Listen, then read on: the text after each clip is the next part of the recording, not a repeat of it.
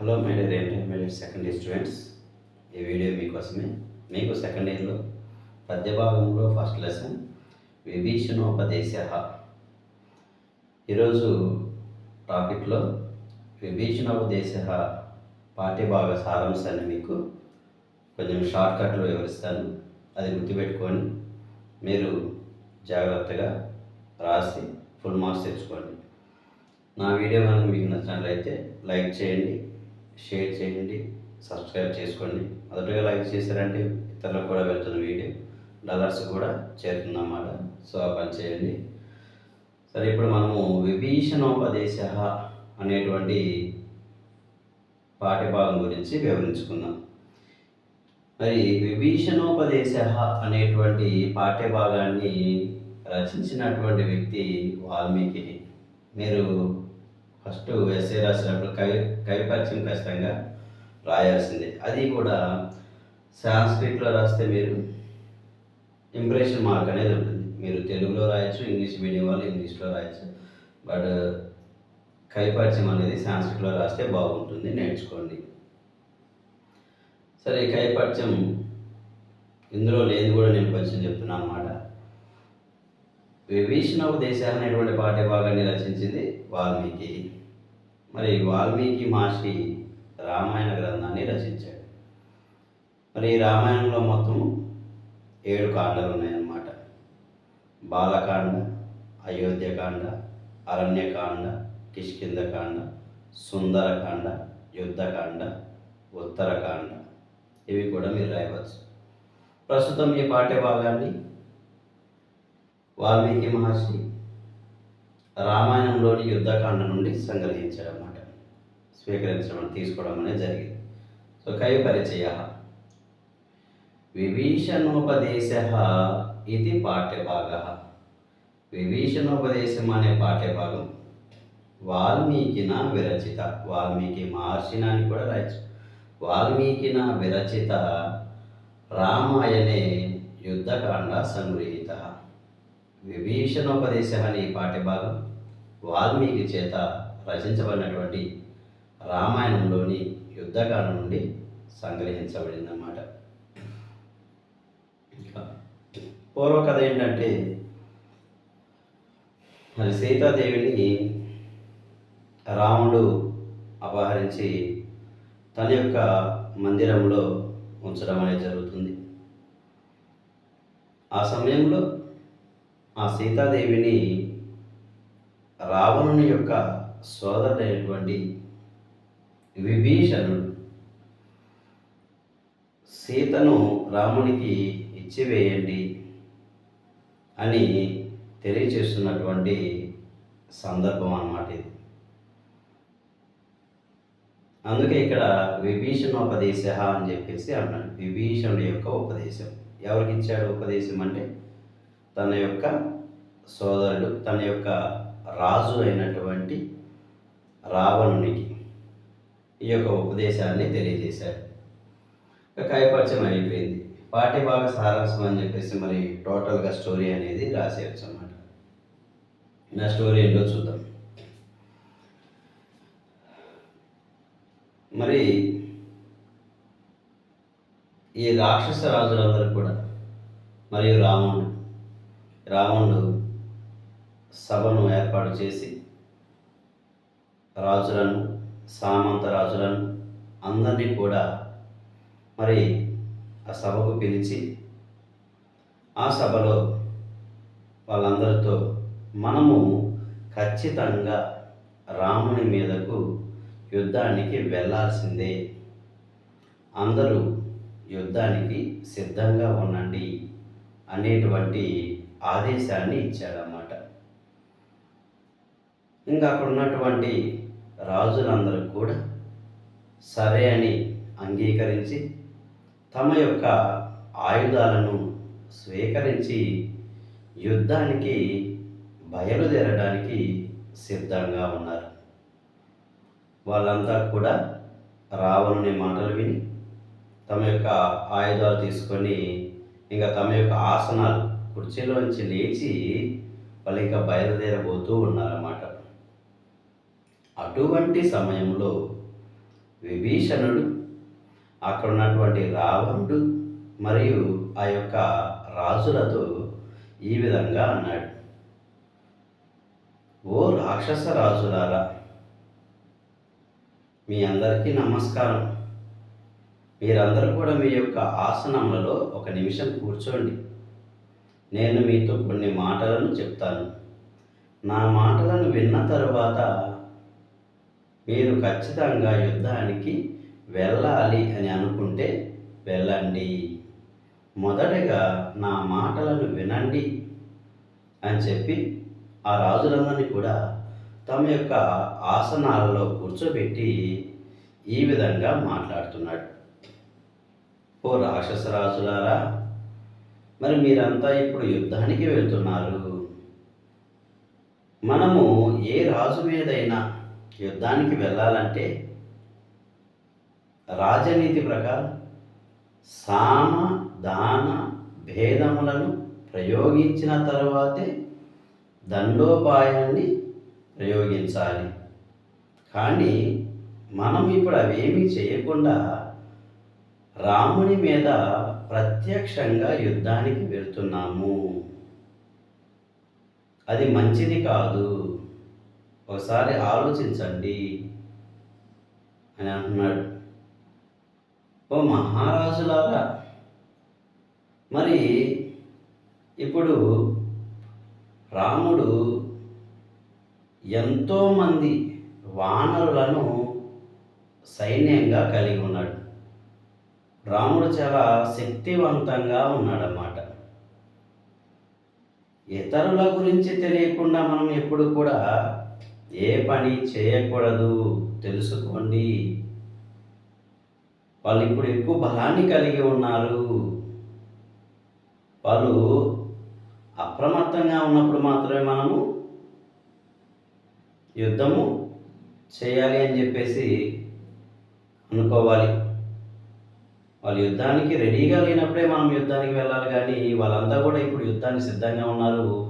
వానరులంతా కూడా రెడీగా ఉన్నారు, యుద్ధానికి ఎక్కువ బలాన్ని కలిగి ఉన్నారు. కాబట్టి వారి బలం తెలుసుకోకుండా ఇప్పుడు యుద్ధానికి వెళ్ళటం మంచిది కాదు.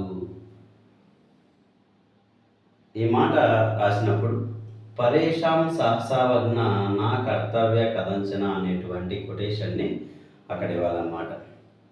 ఇతరుల గురించి తెలియకుండా ఎప్పుడు ఏ పని చేయరాదు అని చెప్పేసి. మహారాజులారా, నా మాట వినండి. సీతాదేవిని రాముడికి ఇచ్చివేయండి.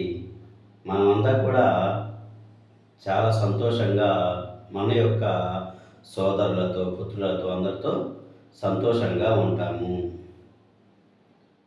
అని చెప్పినప్పుడు ప్రదీయతాం దాశరథాయ మైథిలి అనేటువంటి కొటేషన్ని రాయాలన్నమాట. ఈ మాటలు చెప్పాడు: ఓ మహారాజులారా, మీరందరూ కూడా కోపాన్ని తగ్గించుకోండి. ఎందుకంటే ఈ కోపం అనేది మన యొక్క సుఖాన్ని, ధర్మాన్ని నాశనం చేస్తుంది. కాబట్టి కోపాన్ని విడిచిపెట్టండి, నా మాట వినండి అని చెప్పేసి విభీషణుడు ఆ యొక్క రాక్షస రాజులతో చెప్తున్నాడు.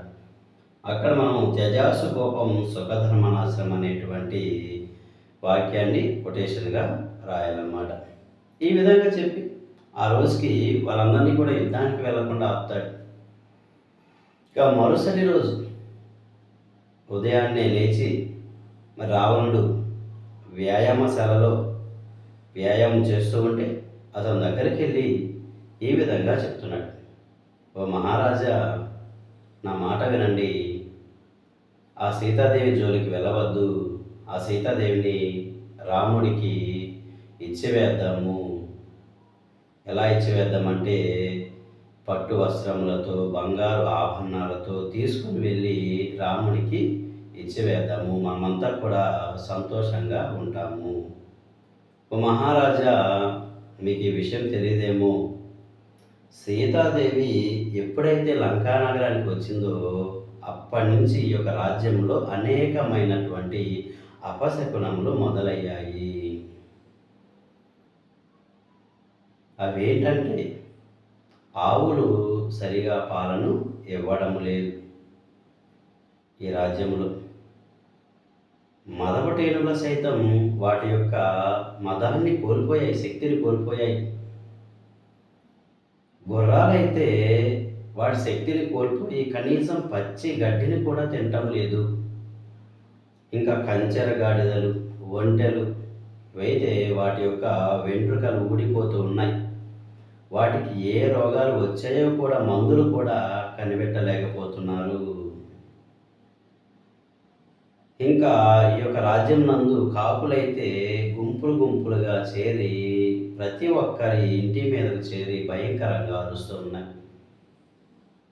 ఊరి చివరనైతే చనిపోయిన కళేబరాలను ఆ నక్కలు తింటున్నటువంటి శబ్దం ఊరిలోకి కూడా వినబడుతుంది. ఇటువంటి అనేకమైనటువంటి అపశకునములు కనబడుతున్నాయి. ఇవన్నీ మీకు ఎవరూ కూడా తెలియచేయడం లేదు మీ మీద ఉన్నటువంటి భయంతో. కానీ ఒక మంత్రి అనేటువంటి వాడు ఎల్లప్పుడూ కూడా రాజు యొక్క హితాన్ని మాత్రమే కోరుకుంటాడు. కాబట్టి నేను మీకు ఈ విషయాలను తెలియచేస్తున్నాను. కాబట్టి నా మాట వినండి, ఆ సీతాదేవిని రామునికి ఇచ్చివేయండి. ఓ మహారాజా, సీతాదేవి ఎలాంటిదో తెలుసా? 5 వేళ్ళు అనబడే 5 శిరస్సులు కలిగినటువంటి మహాసర్పము ఆమె. ఆమె జోలికి మీరు వెళ్ళవద్దు. అసలు ఆమె మీ మెడకు ఎలా చుట్టుకుందో నాకేం అర్థం కావట్లేదు.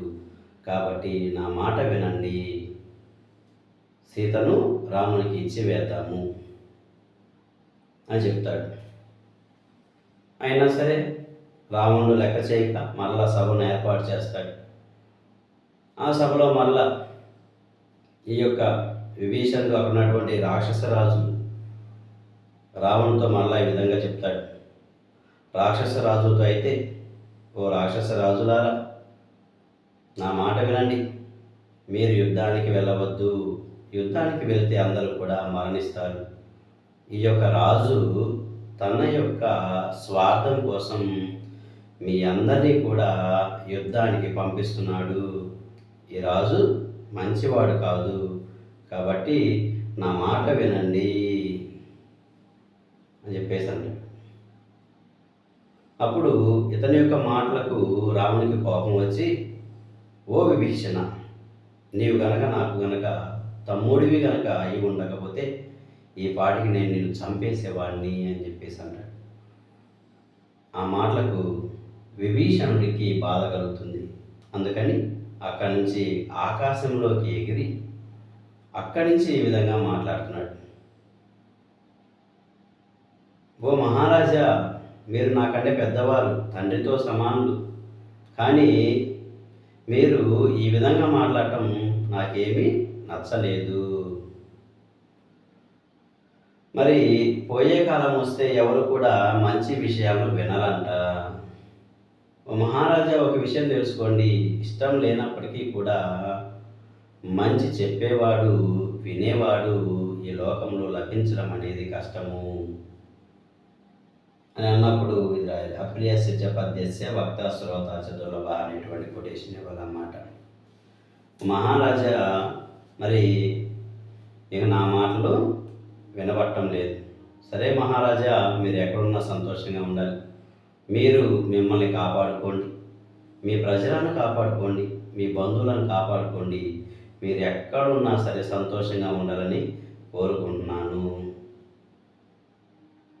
అని చెప్పి, మరి ఓ మహారాజులారా, మీరంతా కూడా ఆ రాముని ముందు నదిలో ఇసుకతో కట్టినటువంటి ఆనకట్ట వలె కూలిపోతారు తెలుసుకోండి అనేటువంటి మాటను తెలియజేస్తారు. రాక్షసాహారాన్ని వాలుక సేతవైవ సీదంతి డైలాగ్ చెప్పి, సరే మీరంతా సంతోషంగా ఉండండి, నేను వెళ్ళిపోతున్నాను అని చెప్పేసి మాట చెప్పి అక్కడి నుంచి మరి రాముని వద్దకు వెళ్ళి రామునితో పాటు ఆ తర్వాత యుద్ధం జరగడం వలన యుద్ధంలో రాముడు చనిపోతాడు. ఆ యొక్క రాజ్యం వల్ల ఈ యొక్క విభీషణుడు స్వీకరించడం అనేది జరుగుతుందన్నమాట. ఇది మరి మీకు సెకండరీలో ఉన్నటువంటి ఫస్ట్ లెసన్. జాగ్రత్తగా తెలుసుకొని రాయండి. కొటేషన్స్తో రాస్తే 5.5 మార్క్స్ వస్తాయి. నార్మల్ స్టోరీ రాస్తే ఓన్లీ 5 మార్క్స్ మాత్రమే ఇస్తారు. ఓకేనా?